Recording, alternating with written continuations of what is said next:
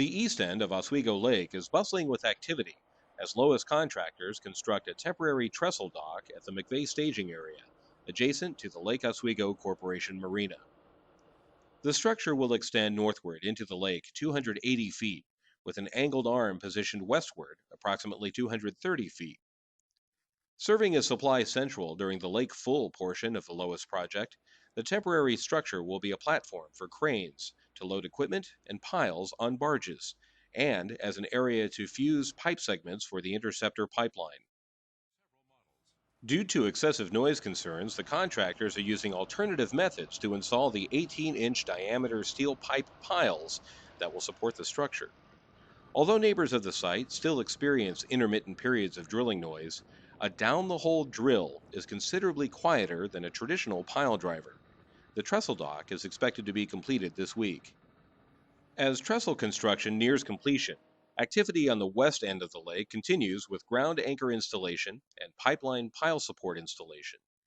Ground anchors are components that are drilled into the lake bottom, used to secure the steel tethers for the buoyant section of the pipeline. The ground anchor barge is in the westerly section of the lake, gradually moving eastward along the designated buoyant pipeline path. Installation of 321 pile supports into the lake bed has begun in the west end and will continue for approximately 6 months. Ultimately, these piles will support 4,000 feet of new interceptor sewer pipe that will be hoisted onto them during the lake drawdown scheduled for September 2010. Once again, the contractors are using alternative methods for pile installation as much as possible to reduce noise intrusions for neighbors.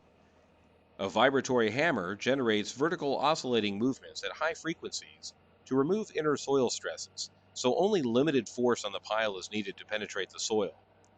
As the contractors encounter rocks and boulders, traditional pile driving equipment will be used, but only when conditions make it absolutely necessary.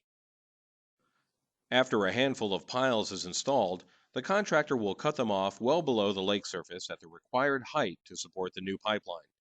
Any piles temporarily protruding from the lake will be protected by barges or clearly marked so boaters can avoid them. Keep monitoring LOISnews.com and the LOIS fan page on Facebook for frequent updates.